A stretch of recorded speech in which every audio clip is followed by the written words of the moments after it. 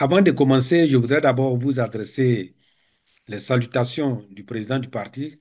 Hier, aujourd'hui, j'ai eu une séance de travail avec lui et tout à l'heure, il m'a appelé encore pour s'assurer qu'on allait faire l'émission et je voudrais vous informer, il m'a autorisé à vous informer que suite à nos différentes rencontres ici, suite aux propositions que je lui ai faites pour le bon fonctionnement de la communication et du porte-parole, nous avons fait donc une proposition pour que le président prenne la décision m'adjoindre deux porte-paroles et qui seront au pays et qui pourront, dans ce cas-là, quand dans le cas du front commun et de notre combat commun avec nos partenaires, qu'il n'y ait pas que le porte-parole ou le porte-parole d'un seul parti qui soit sur place. À ce titre, le patron m'a autorisé à vous le dire maintenant. Et dans ce cas, le patron m'a informé qu'il a pris une décision qui va certainement sortir et de vous dire, comme vous nous sommes activistes, pour que ça n'apparaisse pas comme quelque chose qui arrive contre le temps. Donc, M. Yapo Caliste et Do Simon vont être très bientôt nommés, si ce n'est déjà fait, peut-être qu'Alex Gustave au courant, pour être porte-parole adjoint et ils pourront, selon les événements, représenter le parti en tant que porte-parole pendant que moi je suis ici. Je continue d'être le porte-parole principal, agissant auprès du patron et donc son porte-parole. Donc voilà la primeur de l'information pour déjà dire, le patron me dit que je peux déjà l'annoncer qu'il il prendra la décision incessamment si ce n'est déjà fait. Tout à l'heure, il m'a dit de l'annoncer avant de commencer. Parce qu'il ne faut pas que les gens apprennent ça sans comprendre le fondement. Le fondement, c'est que on s'est rendu compte, moi-même, je me suis rendu compte que certes, je suis là, je fais le travail, mais des fois, on a besoin, dans certaines réunions, du porte-parole du parti. Et comme dans certains partis, il y a des porte-paroles adjoints, il vaut mieux qu'on en a.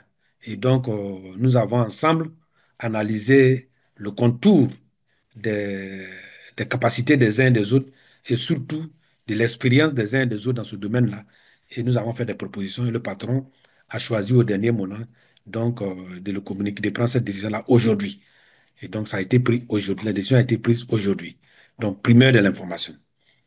C'est pour vous dire que le patron il suit les choses de près et il analyse toutes les propositions que nous faisons et il prend les décisions en fonction du diagnostic.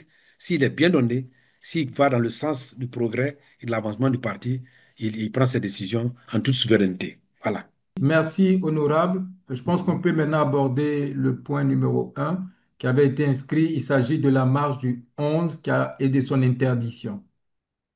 Voilà. Donc, pour nos internautes, pour nos journalistes, je pense qu'il faut d'abord situer cette marche dans un contexte d'un appel à dialogue qui dure depuis longtemps, par rapport à un certain nombre de problèmes qui jalonnent la vie politique et la bonne marche de la démocratie et du processus électoral en Côte d'Ivoire.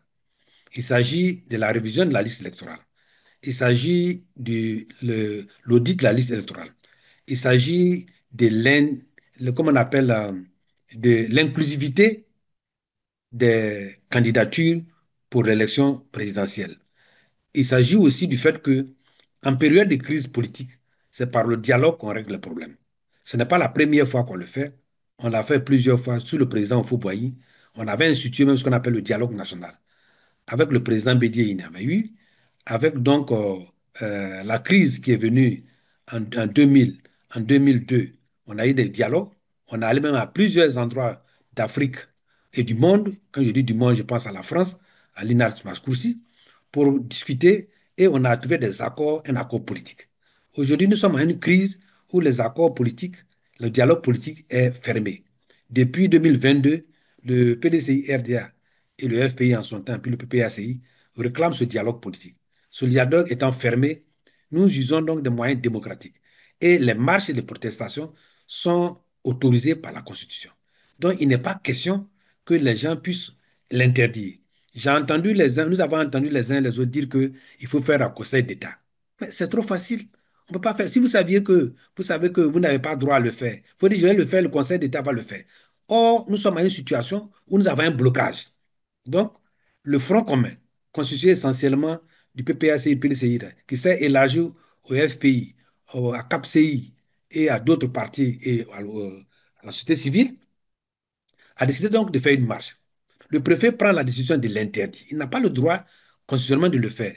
Il peut se prononcer sur l'itinéraire. Il peut se prononcer sur la date. Il peut se prononcer sur toutes les choses, mais il ne peut pas l'interdire. Comme il a fait le 4 août, nous avons compris, on a décalé. Comme il a fait pour le 9 août, l'itinéraire a été refusé, modifié, on l'a accepté, mais il ne peut pas l'interdire. C'est le droit constitutionnel. Donc, c'est pourquoi la population s'est levée pour le faire. Malheureusement, ça a été brimé, massacré, il y a eu des morts. Et donc, c'est la responsabilité de ceux qui ont empêché la marche, qui ont pris des dispositions militaires et policières, même de la gendarmerie, pour faire 44 000 soldats déployés sur l'ensemble du territoire. C'est la guerre contre le peuple. Donc, les conséquences qui s'en tirent sont de la responsabilité du pouvoir. Et vous avez vu que c'est ce qui fait que certaines organisations internationales, l'ADI va intervenir, l'Amnesty International intervient, et même là, il y a des coulisses diplomatiques qui commencent à comprendre que ce pouvoir devient un pouvoir policier. Donc, moi, il faut comprendre que l'opposition et la société civile étaient dans leur droit et que le pouvoir n'a pas le droit d'interdire, surtout de massacrer les gens. Vous avez tout ce qui s'est passé avec des gaz lacrymogènes. On prend des gens, on met dans une voiture et puis on lance sur eux des gaz lacrymogènes. Ça, c'est pas normal. On fait des gaz lacrymogènes pour séparer une crise, mais on ne prend pas pour étouffer des gens qui sont dans les voitures et dans les cargos. Ça, c'est ce qu'il faut faire. Donc, pour le PDCI, RDA, le patron l'a dit, nous condamnons fermement cette manière militaire antidémocratique d'empêcher les gens de manifester, de s'exprimer. Même des journalistes ont été molestés. C'est-à-dire que les journalistes qui sont venus pour faire leur travail ont été molestés. Certains ont eu leur appareil saisi pour vider le contenu. Si tant est que ce qu'ils ont filmé est une réalité et que c'est dans le droit et que ça ne gêne pas les gens, pourquoi vous voulez leur arracher ça? Donc le PDCI RDA, à travers le PPACI, le Front commun, a fait une déclaration pour condamner cela. Et il faut partout dans le monde dire que c'est un droit qui est dénié au peuple, qui est dénié à la population. Ce sont des libertés qui sont bafouillées et il faut que les gens le sachent que ce n'est pas normal. Sur ce point, la lutte va continuer. La lutte va continuer parce qu'on entend le parti au pouvoir dire il va s'occuper des gens, il va régler les comptes. Mais ça aussi, c'est une façon de dire que vraiment on est dans une dictature. Des gens décident de marcher librement et on dit, bon, je vais régler leur cas ou bien je vais régler leur compte. Ça, c'est pas normal. C'est trop dangereux pour la cohésion nationale et pour la suite de la liberté d'expression en Côte d'Ivoire. Donc, voilà ce que moi je pourrais dire. Le PDCI RDA est droit dans ses revendications, à travers, avec ensemble ses partenaires, essentiellement dans le cadre du Front commun et élargi au CAPCI et à d'autres partis politiques comme le FPI, et aussi avec la société civile. Aujourd'hui, nous constatons que l'interdiction de la marche n'est pas seulement restée sur les lieux, mais ça s'est élargi, ça s'est étendu à la molestation, à l'attaque des domiciles des leaders politiques. On a vu le cas du président Afingessa, on a vu le cas du président Akossi Benjo, et donc ça continue. Et donc ça, de la société civile avec Pucelik Balé, et même des voisins qui ont subi des attaques, des matraques, à partir du fait qu'ils sont seulement voisins d'un homme politique ou bien d'un leader de la société civile. Voilà ce que je peux dire là-dessus. Quelqu'un me dit qu'ils disent qu'ils vont les gérer. Alors ça veut dire beaucoup de choses, comme les gens disent. Gérer, c'est quoi? Je vais te gérer. Alors, on sait, alors ils n'ont qu'à nous expliquer ce que veut dire gérer. Et les gens souvent disent que le président Thiam ne rentre pas au pays.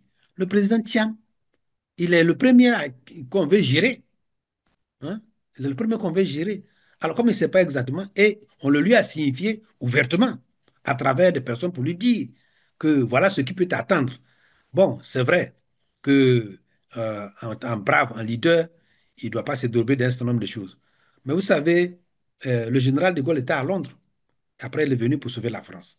D'autres leaders qui font aujourd'hui, ils étaient en dehors du pays après que les choses soient calmées pour rentrer au pays. Et ce n'est pas la seule chose, les exemples sont légion. Donc aujourd'hui, nous devons protéger notre chef. C'est dans ce sens que ces dispositions nouvelles du porte-parole sont prises pour permettre qu'il n'y a pas de rupture, il n'y a pas trop d'inconvénients à distance. Le président travaille tous les jours. Au moment où je suis en train de passer ici, il est en pleine réunion, en train de travailler aussi pour le cadre du parti et du pays. Le président ne passe même plus maintenant au PDCI RDA seulement, il s'occupe de la Côte d'Ivoire parce que la situation est arrivée telle que c'est la mère patrie même qu'il faut sauver. Le deuxième point que nous devons aborder, c'est que le président Thiam euh, a fait tous les efforts pour vouloir faire la politique autrement. Et il va continuer à faire la politique autrement. Il est venu, il dit il faut reconnaître ce que les autres ont fait. Chez nous, au village, on dit, quand tu vas aller au ciel, que tu portes les chaussures, tu as fait une partie du chemin.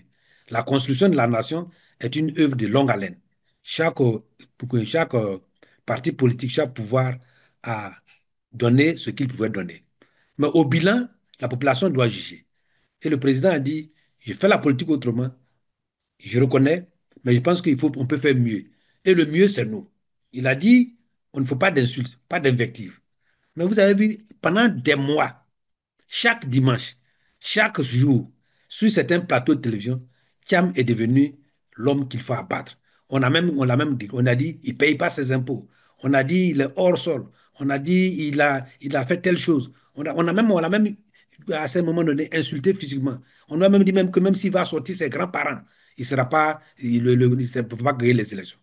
Tout cela, ça ne fait pas partie des règles de bienséance. Alors le président, à un moment donné, a dit qu'il n'avait pas affaire il n'avait pas affaire des idiots et des imbéciles. Mais les gens n'ont pas compris. Ce que le président n'a pas voulu accepter.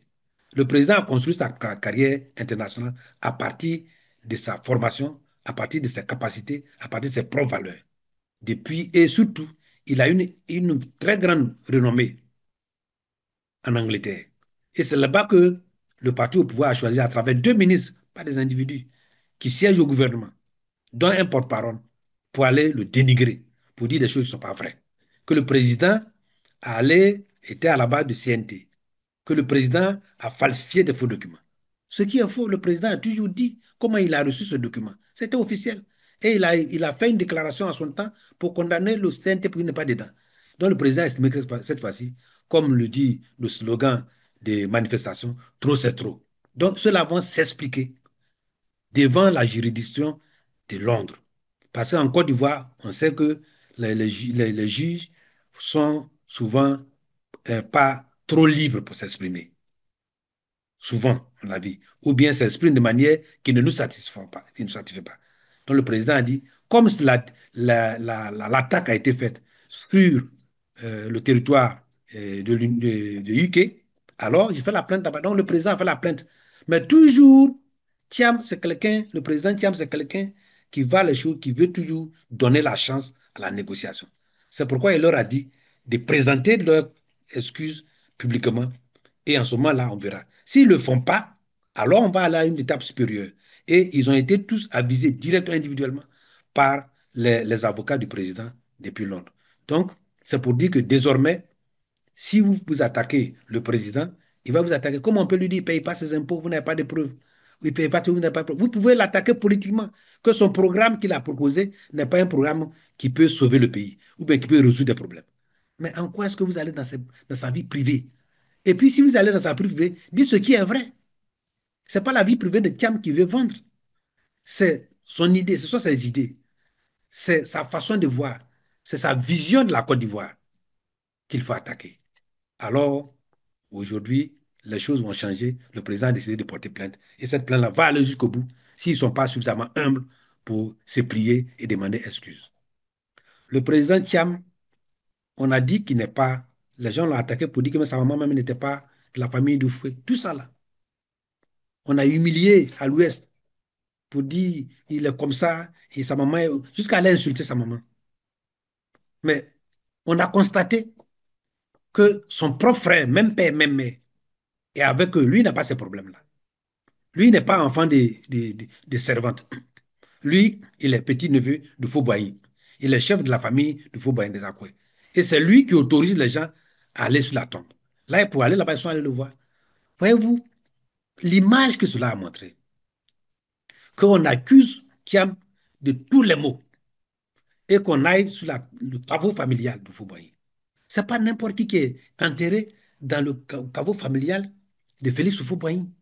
Et vous avez vu la grand-mère maternelle de Kiam et la maman de Kiam, que Oufou a décidé, de par ses liens de sang, de par son attachement, à autoriser lui-même de son vivant, parce que la maman de Kiam est décédée avant, comme vous le savez. Et la grand-mère de Kiam est décédée avant. Donc, a autorisé avant qu'on les enterre où lui va être enterré. Sa demeure définitive. Voyez-vous? Et ça, le fait d'y aller même est une prosternation. C'est-à-dire à quelqu'un à qui on dénie une partie de son corps, que son corps est mauvais, c'est pas pour lui. Et puis en même temps, tu décides d'aller se plier là-bas. Et en Afrique, on sait que les morts ne sont pas morts. Attendons les conséquences. Et ça, c'est une humiliation. C'est trop fort pour le président Thiam. Mais je sais qu'il est suffisamment fort pour retenir cela, pour soutenir cela. Un jour, Dieu lui donnera raison.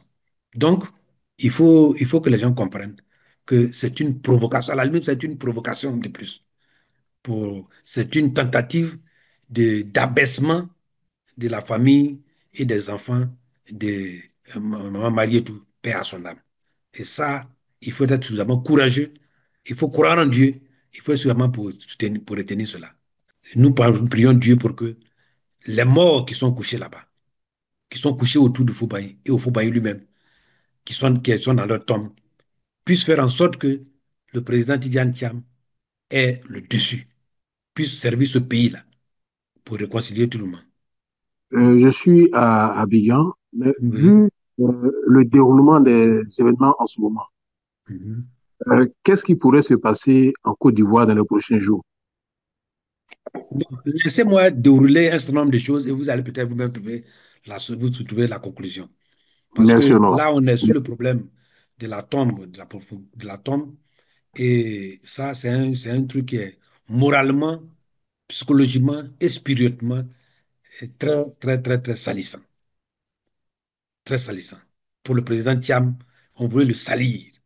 On veut le salir. Comment on peut accepter que son grand frère, de même père, de même mère, qui porte le nom de Thiam, lui puisse les accompagner sur la tombe de sa maman et qu'on lui dit que lui, il n'est pas ivoirien, il n'est pas de la famille du fouet. Et j'ai bien aimé dans son intervention le ministre Augustin Kiam pour dire Kiam et lui ne sont pas liés par la politique. Il est chrétien catholique, son petit frère, c'est son cadet, il est musulman, mais cela ne peut pas les séparer. Lui, il est RHDP, son frère est PDCI, lui, il n'est pas, ça ne peut pas les séparer. Voyez-vous? Donc, il est médecin, Kiam est ingénieur, ça ne peut pas les séparer. Ce qu'il faut retenir, et ça, je tenais à dire à tout le monde de retenir, que le président Houphouët-Boigny est mort en 1993. Après ça, le président Bédier a pris le pouvoir immédiatement et il a prolongé la période de deuil que le premier ministre d'alors avait fixé à un mois pour donner suffisamment de temps pour que l'ensemble du monde entier et des Ivoiriens puissent rendre hommage à Oufoué. Quand on a rendu le dernier hommage à Oufoué à la basilique Notre-Dame de Yamoussoukro, après qu'on ait fini toutes les cérémoniales, on a remis le drapeau de la Côte d'Ivoire qui était sur le cercueil à Mme Thérèse Foubaye et on a remis le corps à la famille. Parmi ceux qui ont porté au fouet dans sa tombe, les derniers qui ont tenu le cercueil, c'était quatre. Tidjane Thiam était de ceux-là. Tidjane Thiam est parmi ceux qui ont pris le cercueil d'Oufoué et qui l'ont déposé définitivement dans sa tombe. Tout le monde n'a pas eu cette chance. Et je ne sais pas ce qui s'est passé, mais Houphouët-Boigny a dû tout planifier pour dire que Thiam, Tidjane, tu dois être de ceux qui doivent me porter dans mes deux. Ce n'est pas tout le monde qui a cette chance-là d'être porté par des fils aussi brillants, aussi intelligents dans sa tombe. Voyez-vous? Alors, quelqu'un qui est de ceux-là, lui n'a plus rien à démontrer auprès d'Oufoué qu'il est petit-fils d'Oufoué. C'est ceux qui ne savent pas, qui forcent à vouloir être des Oufouétistes. Mais Kiam, lui, n'est pas Oufouétiste. Il est du sang d'Oufoué. Il n'est pas seulement ufotiste. Lui, il est du sang de fouet. Nous autres, on peut se dire ufotiste, mais Thiam, lui, il est du sang de fouet. Vouloir à tout prix noircir ce sang vivant et vouloir honorer le sang mort de fouet, ça, c'est une affaire de Dieu, entre Dieu et nous. On laisse ça à Dieu. Alors, le PDCI-RDA, comment il a reçu l'appel lancé par M. Billon? Il faut dire les choses clairement. M. Billon est à la base des malheurs du PDCI-RDA actuellement. Moi, je peux le dire. M. Billon avec Mme Yapo Valérie. Mme Yapo Valérie a dit que si Thiam est autorisé à être candidat, elle quitte le PDCI-RDA. On ne peut pas être aussi méchant avec quelqu'un. M. Thiam, c'est lui qui a, et M. Billon, c'est lui qui a porté plainte contre Macron premier. Et après, ça a abouti à sa prison pendant 6 mois. Il est un haut leader, il était un haut leader du PDCI-RDA. Il peut appeler ce petit-là et même lui donner Kokota. Mais il a préféré que le petit aille dormir pendant 6 mois à la prison. C'était même 1 an. C'est lui le premier, quand le président Thiam a pris la tête du PDCI-RDA, il a appelé pour lui dire, viens rester dans le mouvement. Il n'est pas venu. Mais il a nommé. Il a voulu humilier le président Thiam en disant que je n'accepte pas ta nomination. Je refuse ta nomination. Je l'ai dit à une des conférences de presse, qu'on ne peut pas être premier, il faut être deuxième. Parce qu'un jour, si le premier n'est pas là, on aura besoin de deuxième. Depuis le jour, il allait voir le président Thiam pour dire que lui, il ne vient plus, il ne sera pas dans son secrétariat exécutif. Il n'a plus mis pied au parti. Il est passé sur le plateau de télévision pour nous traiter, nous autres qui sommes avec lui, des repéros. Il est passé partout pour dire, il ne peut pas, il est loin. Mais quelqu'un qui n'est hors sol, qui ne représente rien, pourquoi tu veux faire appel à venir t'aider? C'est une foutaise à la limite. C'est une foutaise. Moi, je pense que s'il a du respect pour lui-même, il n'a qu'à avoir du respect pour le président Thiam. Parce que s'il n'a pas s'il n'a pas du respect pour lui, au moins il n'a qu'à avoir du respect pour le président Thiam. Que de vouloir l'humilier, le traîner partout, et puis à la fin, parce qu'il va avoir moins de 2% des voix, tu es candidat. En ce moment-là, tu dis, bon, non, mon frère Tidjane, il n'a qu'à mettre ses égouts à part. Mais c'est lui, il a mis ses égouts à part. La première chose qu'il doit faire, qu'il devait faire, s'il était un homme normal, un homme politique normal, c'est de dire, je me suis trompé, on n'a qu'à demander pardon à mon frère Tidjane Thiam. Il devait commencer par là. S'il commence par là, déjà au moins, on peut dire que non, il allait dormir, il a réfléchi, il a vu ses erreurs. Mais Thiam n'est pas celui qu'on prend dans la rue comme ça et puis on ramasse. Thiam a fait des bonnes études. Un jour viendra où nous allons tous montrer comment nous avons fait nos études. Comment nous avons fait nos études. Thiam a travaillé de lui-même. Il n'a pas hérité de son poste à Prudential et à Crédit Suisse. Thiam ne les a pas hérités. Son père n'est pas propriétaire de Crédit Suisse ou bien de Prudential. Il a soumis sa candidature, il a été recruté. Il a été le premier Ivoirien à aller à Polytechnique. C'est pas lui c'est pas son papa ou qui a corrigé les épreuves de Polytechnique. Donc, il ne faut pas qu'il vienne voir. Il n'a qu'à considérer un peu, tiens, si lui ne se considère pas, il n'a qu'à considérer, tiens. Et puis, c'est sur des antennes, tu viens comme ça lancer un truc. C'est une foutaise. J'ai dit aux militants du PDCI, le président Kiam, que j'ai eu tout à l'heure, que je viens de quitter tout à l'heure, nous en avons discuté. Les gens, il ne faut pas qu'ils l'écoutent. Ils n'ont qu'à le laisser aller s'humilier. Ceux-là, leur volonté, c'était on retourne au RHDP. Par là-bas, ils vont manger. Mais on ne les empêche pas de manger. D'autres ont déjà mangé, ils sont déjà rassasiés là-bas. Vous pouvez aller les remplacer. Si vous trouvez que le manger est fini, allez dans la cuisine, nettoyer les casseroles. Peut-être que vous allez avoir un peu à manger. Lui, il dit qu'il est riche, il n'a pas besoin de ça. Donc, il n'a qu'à rester là-bas. Qui ne s'est jamais proclamé parmi les riches de Côte d'Ivoire. Voyez-vous? Nous savons tous comment les choses se font faites en Côte d'Ivoire. Moi, j'ai été du secteur agricole. Et il ne faut pas que les gens nous disent des choses. Il ne faut pas qu'on qu'à rester comme ça. Si on avait été retenu comme candidat, nous on sait qu'il était candidat, moi j'allais faire du face-à-face avec Bion sur le secteur agricole. Moi, Bredoumi. Et si au sorti de là, il n'allait plus parler de l'agriculture en Côte d'Ivoire. Moi, Bredoumi, je le répète. Et il nous traite, nous sommes des repéros. Alors il n'a qu'à aller avec ça.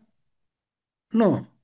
Vraiment, je pense que militants et militants du PDCI et des sympathisants, concentrons-nous sur notre combat pour qu'il y ait des élections inclusives, démocratique en Côte d'Ivoire et que le meilleur gagne.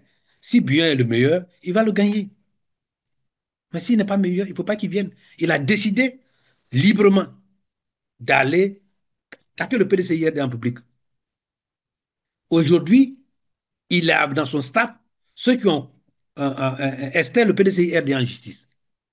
Ceux qui ont rébissé pour empêcher Kiam d'être candidat. Ceux qui ont rébissé, ils ont voulu même dissoudre le PDCI-RDA. Et ils n'ont pas cédé. Aujourd'hui, tu vas t'asseoir sur quelque part pour dire mon frère n'a qu'à mettre son égo à part. Lui, il a un égo, toi, tu n'as pas d'égo. Arrêtons ça quand même. Même si on n'a pas, on veut être un peu poli et gentil, mais il ne faut pas attaquer le chef. Quand on attaque ton chef, tu dis non, comme c'est le chef, c'est pas moi. C'est que toi-même, tu ne considères pas le chef. Nous, on considère Kiam. Il est plus jeune que moi.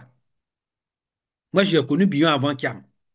Mais j'ai choisi Kiam pour laisser Bion. Et je sais pourquoi. Et je ne le regrette pas. Donc, avançons. J'aimerais poser une question concernant la situation qui se passe en Côte d'Ivoire. Mhm. Suivant les actualités, on voit que c'est le PPACI un peu devant. Que les bastions du PPACI sont sur les terrains qui font les marches. Mais quel en est des bastions du PDCI? Parce que je pense que si les bastions du PDCI se lèvent, qui font les marches, ça va mettre la pression sur le pouvoir en place. Quelle est votre stratégie actuellement pour qu'on mette la pression du côté du PDCI aussi? Merci beaucoup. Je pense que, voyez-vous, euh, je vais te répondre parce que tu dis que tu es aux États-Unis d'Amérique. Vous savez, aux États-Unis d'Amérique, c'est le vote là-bas, il y a des bastions. Mais aucun bastion aujourd'hui du PDCI-RDA n'a abandonné le combat. N'a abandonné le combat. Le vrai combat du RDR, c'est le PDCI-RDA. La vraie adversaire du PDCI-RDA. Et notre association avec le PPACI, c'est ce qui a fait qu'aujourd'hui, on matraque le PDCI-RDA. C'est notre association.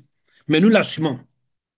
Et des gens disent que le PDCI-RDA, j'ai vu quelqu'un dire c'est un parti de gauche. PPACI, on ne doit pas le faire. Mais le président Bédier l'a fait. C'est le président Bédier qui a créé cette alliance. Quand le président Gbagbo est arrivé d'exil, il allait voir le président Bédier. Moi, j'étais là-bas. Et c'est là-bas qu'ils ont décidé de faire une alliance non idéologique. Dikayu est là, il peut être témoin. Tout le monde était là. Revoyez les films. Donc aujourd'hui, une stratégie, ça ne s'expose pas. Si le président Thiam n'était pas à l'extérieur, le combat n'aurait pas pu démarrer. Ça, je peux vous le dire. Le combat n'aurait pas pu démarrer. C'est parce qu'il est à l'extérieur que le combat a pu démarrer. Aujourd'hui, on parle d'Amnesty. Mais Amnesty, là, c'est une organisation internationale. C'est parce qu'ils ont des éléments. Moi-même, ils m'ont contacté. Ils ont des éléments. Et ces éléments-là, ça met les gens mal à l'aise. Aujourd'hui, le président Akosi Bengue, il est où? Il est du Sud. Abiraou est du Sud. Emou est du Sud. Mais le Sud, là, c'est pour tout le monde. Donc, pour ne pas dire les bastions du PDCI ne sont pas en congé. Est-ce qu'on a abouti au chemin? Le président Houphouët-Boigny dit on ne juge pas au départ, il faut ajuster à l'arrivée. Dans des stratégies, tout le monde ne met pas sa tête au même moment. Cocodila, si on a dit les gens n'ont qu'à se lever à Cocodila, si on devait faire la marche à Cocodila, pourquoi ils ont interdit? Pourquoi ils n'ont pas interdit la marche de Yopougon? Parce qu'ils peuvent circoncire Yopougon, mais ils ne peuvent pas circoncire Cocody. Mais Cocody, c'est PDCI-RDA, c'est un bastion. Voyez-vous? Donc, il ne faut pas, comme on appelle, résumer la chose en passion. Si on a décidé d'être ensemble, c'est pour associer nos forces. Et si le PPACI a enclenché à l'intérieur, le PDCI-RDA a enclenché à l'extérieur. Quand on fait les meetings à l'extérieur, le PDCI-RDA est bien présent. Donc, je pense que qu'on est en train de courir. Courir et se gratter les fesses ne vont pas ensemble. Cette affaire de dire, bon, telle personne en face, nous, notre problème, c'est que le front commun puisse gagner. Dans le front commun, là, quand on a mis ensemble, là, on dit on va gagner, là. Ça peut être le président Gbagbo, ça peut être le président, comment on appelle, Thiam. L'essentiel, c'est que cette dictature-là arrête. Quand on a mis en 1900, en 2010, on faisait PDCI, RDR. Quels sont ceux qui ont le plus mobilisé? Quels sont ceux qui ont fait basculer la balance? Ce sont les bastions du PDCI-RDA. Le président Bédia a convoqué tout le Baoulé, tout le monde. et on a donné le nom à Languessan. C'est ça qui a fait basculer la chose. Même malgré ça, aujourd'hui, il n'y a rien qui conteste cela. Donc, j'ai un oncle qui m'a appris la politique. Il s'appelle Kobena Yini Mustafa. Il a dit, quand vous avez besoin de 100 000 francs CFA pour résoudre un problème vital qui va déterminer vos vies, vous avez 99 000. Celui qui a 1000 francs là, il a même importance au moment précis là que toi, parce que avec ces 1000 francs, vous résolvez vos problèmes. Vous te sauvez la vie. Donc, on ne regarde pas le projet, ce n'est pas une pondération, c'est une association de forces. Et c'est l'ensemble de cette force-là qui va créer une dynamique, et cette dynamique-là qui va amener les choses. Donc, je dis aux militants, que ce soit du PPACI, vous ne savez pas ce qui se fait dans l'ombre. Même les jumeaux, quand ils naissent là, il y a un qui naît avant l'autre. Les jumeaux là, ils ne sautent pas devant la maman en même temps. Voilà. Donc, voyez-vous, aujourd'hui, on a une association. Les gens disent non, voilà, le PPACI en avance, le PPACI fait des choses. Mais le PPACI n'a pas dit que lui n'a pas besoin du PDCI-RDA pour avancer. Nous aussi, on n'a pas dit qu'on n'a pas besoin du PPACI pour avancer. C'est parce que chacun a besoin de l'autre. On appelle ça une liaison covalente. Donc, attendons. Il y a des moments où vous allez sembler que c'est le PPACI. Il y a des moments où vous semblera aussi que c'est le PDCI-RDA. Mais l'essentiel, c'est que les deux avancent un pas après l'autre et puis qu'on puisse gagner. Donc, moi, ce que je voulais dire, c'est ça. Voilà, le retrait des cartes. Vraiment, voyez-vous, en politique, il faut savoir, il faut comprendre les stratégies de l'adversaire. Depuis qu'on a commencé à distribuer les cartes, depuis les différentes élections, jamais vous n'avez entendu un président de CEI dire que si vous ne retirez pas votre carte pour les présidentielles, vous ne pourrez plus retirer votre carte. Jamais. On n'a pas dit ça. On dit allez-y, retirez vos cartes. Et pour les élections prochaines, si vous n'avez pas vos cartes, vous arrivez dans le bureau de vote, les cartes sont là. Vous pouvez les retirer et puis aller. Mais pourquoi aujourd'hui, subitement, on dit si vous ne retirez pas votre carte pour les présidentielles, vous ne pouvez pas retirer pour les autres? Je vais vous expliquer pourquoi. Deuxièmement, regardez quelle est la publicité qui est en train de se faire autour du retrait de cartes par les pontes du RDR. Je suis venu retirer ma carte. Je suis venu. Et puis quoi? Vous êtes un individu, vous êtes allé retirer votre carte. Et puis quoi? Tout le monde peut aller retirer. Mais pourquoi ils font ça? Ils font ça, c'est une publicité pour dire aux gens, allez-y prendre vos cartes. Si tout le monde retire sa carte, alors leur stratégie, c'est de dire qu'il y a eu un taux de participation élevé. Parce qu'on ne saura pas qui est allé voter, qui n'a pas voté. Ils vont bourrer les urnes. Ils se sont déjà donné un taux de participation de l'ordre de 75%. Donc, c'est ça qui les préoccupe. Parce que rappelez-vous qu'en 2020, malgré tout le bruit qu'on a fait, les organisations internationales ont montré qu'il y avait à peu près moins de 9% de taux de participation. Donc, ça ne donnait pratiquement pas une légitimité. Cette fois-ci, pour prendre le taureau par le corne, ils veulent dire que tout le monde n'a qu'à le faire. C'est ça qu'on intimide les gens. Moi, j'ai posé la question aux juristes. Il n'y a aucun test qui dit que si vous n'avez pas retiré votre carte pour les présidentielles, vous ne pouvez pas le faire ailleurs. Si le président de la CEI est en train de le dire, c'est contre les tests, c'est parce qu'on lui a dit de prendre cette disposition-là pour intimider les gens, pour que les gens aient retiré, pour qu'ils puissent dire, dans mon village, comme dans mon village, s'il y a 1200 inscrits, qu'il y a 1100 qui ont retiré leur carte, ils peuvent dire après qu'il y a eu 1000 qui ont voté. Personne ne peut dire. Mais si dans le village, 1200 inscrits, 200 ont retiré la carte, ils ne pourront pas dire qu'il y a 1000 qui ont voté, parce que ça, on va dire, mais les gens n'ont pas retiré leur carte, ils ne sont même pas allés là-bas. Voyez-vous? Donc, tout ça, c'est une stratégie pour le faire. Et nous devons condamner cela. Et par ailleurs, le vote en Côte d'Ivoire n'est pas obligatoire. En Côte d'Ivoire, le vote n'est pas obligatoire. À partir du moment où le vote n'est pas obligatoire, on ne peut pas intimider les gens à aller retirer leur carte d'électeur. D'ailleurs, quand vous êtes inscrit sur une liste électorale, tant que vous n'êtes pas décédé, tant que pour des problèmes juridiques, vous n'êtes pas dedans, vous avez le droit d'y être et vous avez le droit de voter. Donc, personne ne peut vous empêcher de voter. Donc, la décision du président de la CEI est une décision anti-réglementaire et antidémocratique. Donc, le parti, pour le moment, critique cela. Le reste, le vote n'étant pas obligatoire, et nous respectons la liberté des uns et des autres, nous pensons que ceux qui n'ont pas leur carte maintenant pourront l'avoir pour les prochaines élections législatives. Donc, c'est tout ce que nous avons dit. Le président n'a pas tranché sur ce problème-là, mais je pense que nous devons plutôt nous focaliser. Pourquoi ils veulent forcer les gens à aller retirer leur carte avant les présidentielles? Les présidentielles peuvent ne pas m'intéresser et puis les législatives peuvent m'intéresser. Pourquoi on me dit que si je ne suis pas allé aux présidentielles, je ne vais pas aller aux législatives ni aux communales? Quel test qui dit cela?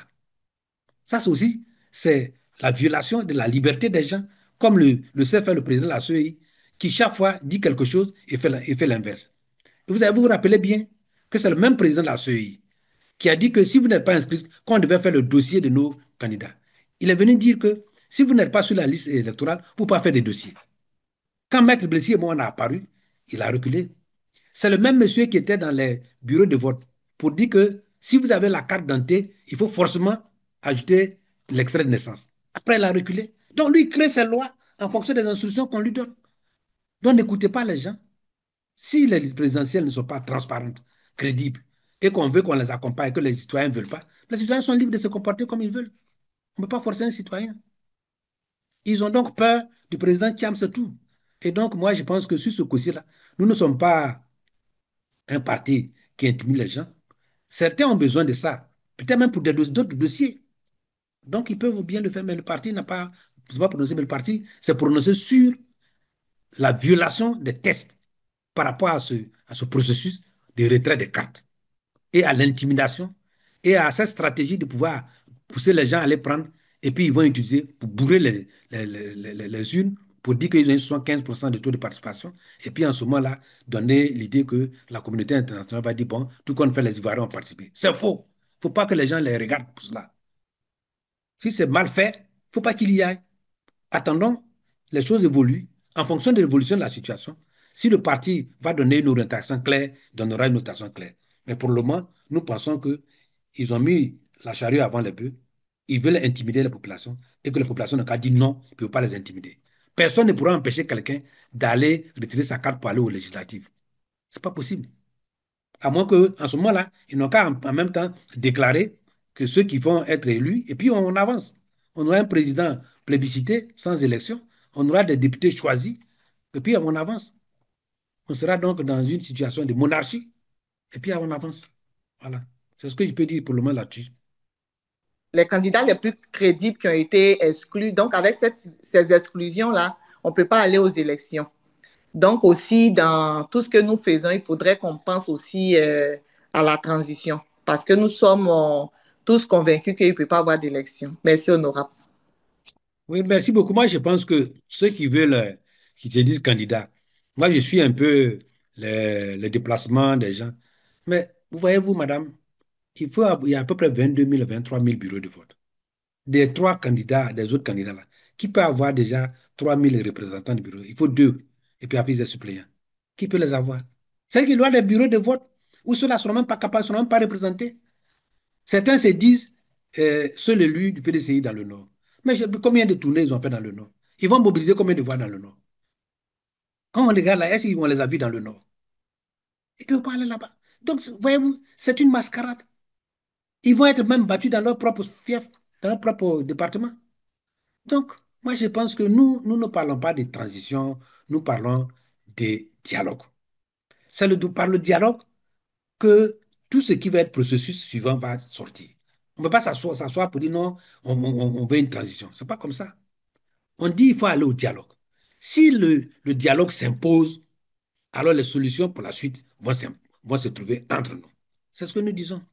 Nous, au PDCI RDA et le PPACI, on est ouvert à tout. On dit qu'il faut des élections inclusives, transparentes, avec une État auditée. Si cela est acté par tous les acteurs, y compris le parti au pouvoir, alors on verra comment on va mettre ça en œuvre. Donc, pour le moment, le mot transition, ce n'est pas ça qui nous intéresse. C'est comment on s'organise pour qu'au sortir de ces élections, le vrai choix du peuple s'impose. C'est ça qui est le plus important. Alors, quelqu'un m'a dit, on est en train de faire du boycott et le chef avance. Voyez-vous, moi, le combat, la bataille politique, la lutte politique n'est pas un contrat à durée déterminée. Nous autres, de notre âge-là, nous faisons le combat. Mais ceux qui ont 20 ans, 30 ans, c'est eux qui me devaient dire, ce combat-là, les gens l'enclenchent pour nous. Ils le font pour nous. Et comme je dis souvent, je donne deux exemples. Aujourd'hui, les gens sont en train de dire, quand ils disent qu'ils vont régler notre compte, ils vont nous gérer. C'est parce qu'ils savent que ce n'est pas facile. Si les choses étaient aussi simples, ils n'allaient pas faire cette menace-là. Quelqu'un qui ne compte même pas une minorité. Une minorité, on n'a pas peur d'une minorité. On continue, on fait les élections, et puis après, bon, on dit, bon, ceux-là, c'est les minorités, on avance. Mais si on dit, je vais les gérer, je vais faire ceci, et on en parle, en ce moment-là, on sait que ce qu'on appelle minorité, là, en réalité, c'est quelqu'un qui a un poids. Et c'est ce poids-là que nous voulons que le peuple comprenne. C'est clair. Donc, pour nous, nous ne disons pas qu'il faut une transition, on dit qu'il faut s'asseoir. Et j'ai donné la dernière fois l'exemple du match Côte d'Ivoire-Mali pour la CAN. Rappelez-vous, madame, peut-être que vous ne suivez pas le football, mais les Ivoiriens aimaient tellement ça. Et on était à la 89e minute. 29e minute, nous étions en effectif réduit. Nous étions menés 1-0. Ce diagnostic-là devrait faire en sorte qu'on devait aller à la résignation pour dire c'est fini, c'est pas la peine, etc., etc. Il faut qu'on fasse en sorte qu'on ne prenne pas beaucoup plus de buts et qu'on arrête. Mais vous avez vu, à la 89e 17 secondes, malgré ça, l'entraîneur a fait rentrer, comme on appelle, Adingra et je crois Halle.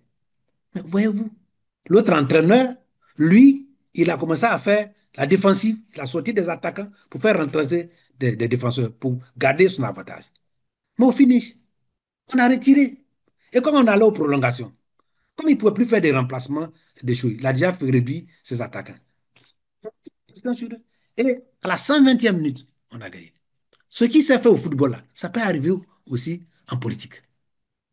Quand on tire à la corde, notre main est chaude, notre paume a chauffé, mais on a commencé à chauffer.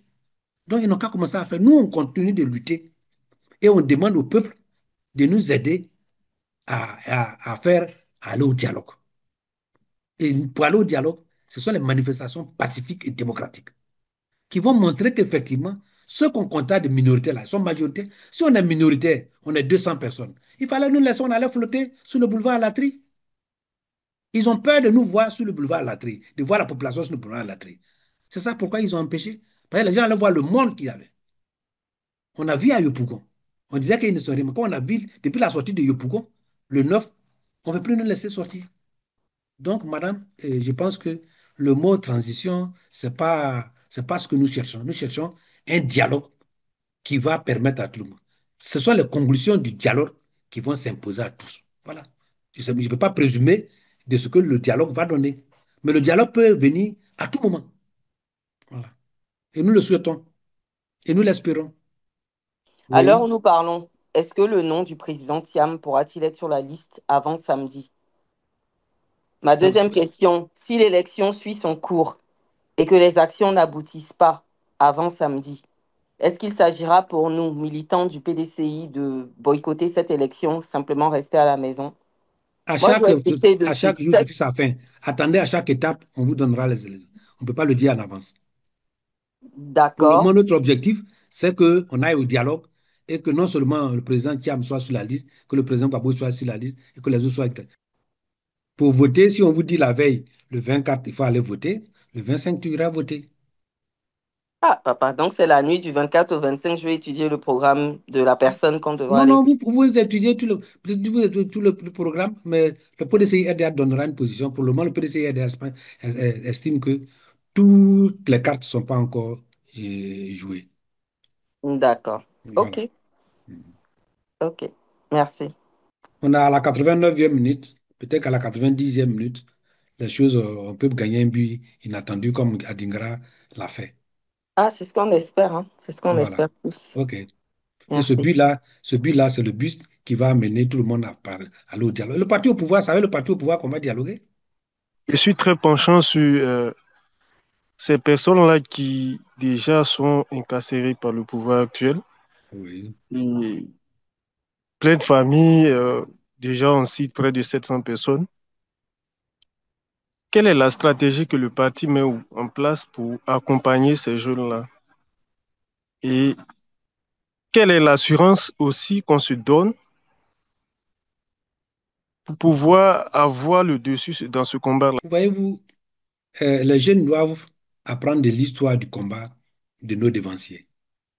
Quand les gens parlent de la marche des femmes à la prison de Bassam, c'est dans le processus de lutte coloniale pour le PDCI-RDA et de 1956, de 1946, de 1956 à 1959, le PDCI-RDA a subi le pire matraquage possible.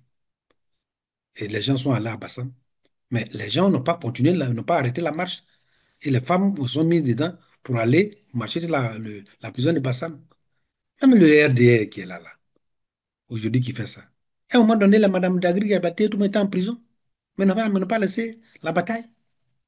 Donc, aller en prison ou être en exil, hein, ça fait partie, comme nous le vivons, plus ou moins que le président le vit, mais ça fait partie du combat politique. C'est pas parce que vous êtes dans une situation qui ne vous permet pas d'être à l'aise que vous allez abandonner. C'est pourquoi la bataille doit être collective. Et je dis que les jeunes, nous sommes en train de battre, nous, pour les jeunes. C'est pour eux que c'est un jeune. Les gens se sont battus pour nous et nous, on doit se battre. Nous, quand on était jeunes, nous, on ne sait pas aussi pour les jeunes. Sinon, moi, Brodemi, là, je pourrais bien m'asseoir là-bas, me taire et puis peut-être faire comme les autres et puis accompagner.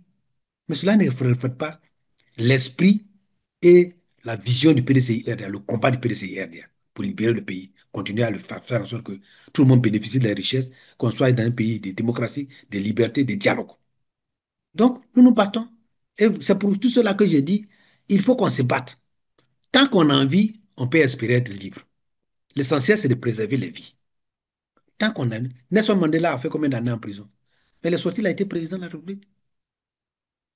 Donc, il ne faut pas. Le président Babou a fait combien? Il a fait combien d'années comment à La Haye? Il est revenu.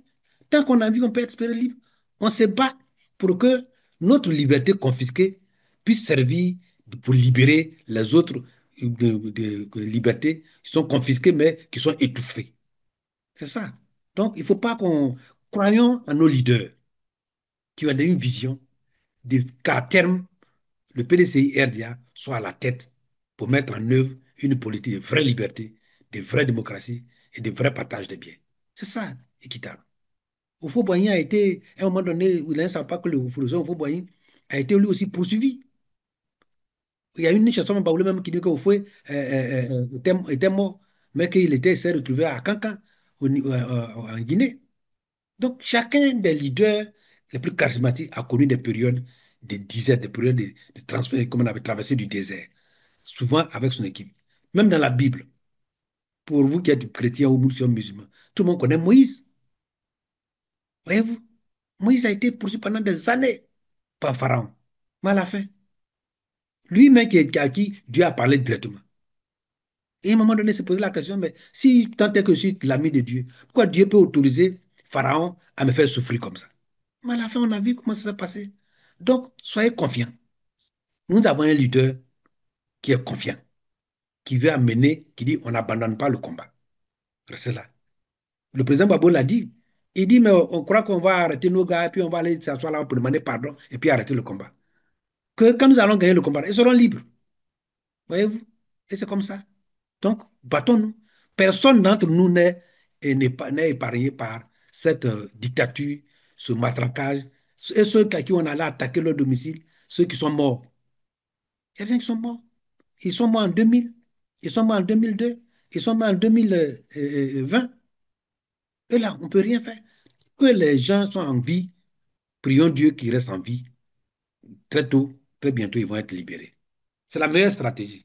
La meilleure stratégie, ce n'est pas celle de capituler, c'est celle de se battre pour qu'ils aient la liberté de manière durable. Mon mot de fin, c'est toujours le remerciement du président du parti et de dire à tous nos militants sympathisants que nous avons accepté d'accompagner nos patrons dans le front commun parce que c'est une alliance forte. C'est la seule alliance qui s'élargit aujourd'hui au FPI et à la société civile qui nous permettra de nous débarrasser d'un régime dictatorial. C'est ça, un ennemi qui veut gérer les gens. Quand vous êtes contre eux, quand vous êtes même ils disent que vous êtes minoritaire, ils veulent vous gérer. Non, on ne gère pas une minorité. On la laisse s'exprimer, on la laisse s'épanouir. Et ils étaient minoritaires hier et ils se disent majoritaires aujourd'hui. Donc, laissez les minorités éclore, fleurir et former des grains.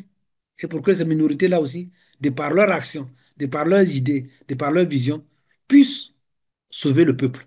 C'est ça. C'est le peuple qui doit choisir. C'est le peuple qui a dit qui est minoritaire. On ne peut pas dire que quelqu'un est minoritaire. La minorité, c'est un comptage qui est laissé au peuple. Et en démocratie, on gère avec la majorité, mais on gère en s'occupant aussi des minorités. On ne gère pas avec une majorité pour écraser une minorité. C'est ça aussi qu'il faut voir. Donc le président vous dit de rester confiant. Et nous nous battons. Tant que la bataille n'est pas finie, ne nous décourageons pas. Et la bataille en lutte politique, ce n'est pas un contrat à durée déterminée. C'est un contrat à durée indéterminée. Quelle que soit l'issue de cette lutte, nous allons continuer le combat. Et le combat de libération de la Côte d'Ivoire, le combat pour que la Côte d'Ivoire soit plus démocratique, que les richesses de ce pays soient partagées de manière équitable, que la Côte d'Ivoire retrouve moins de pauvres, que la Côte d'Ivoire moins de corruption, que les paysans ne soient pas grugés pendant des années, et puis par une année électorale, on leur met quelques francs de farce, pour dire non, vous avez gagné, puis les gens crient, et puis c'est fini. Tout ça là, ce théâtre-là, que ça s'arrête pour que les Ivoiriens se sentent à l'aise. Qu'on arrive à un pays où le mérite compte plutôt que l'appartenance à un parti ou à une région ou à une famille. Et que tout ce qui est détournement des biens publics, des spoliations de nos terres, de nos maisons, de nos territoires, de nos libertés, de nos santé, de notre éducation. Aujourd'hui, les Ivoiriens, les élèves terminales testent niveau troisième. Ça fait honte. Même si quelques-uns réussissent à sortir, mais ce n'est pas ça qui est important. Si c'était comme ça, ceux qui sont en train de crier là, si c'était sous le régime actuel qu'ils étaient allés à l'école là, ils n'allaient pas être là. Il y a des gens qui ont fait 2 fois, 3 fois, 4 fois les étapes. Mais le système leur a permis de quand même de sortir. Aujourd'hui, vous échouez 3 fois, 4 fois dans un cycle, c'est fini pour vous.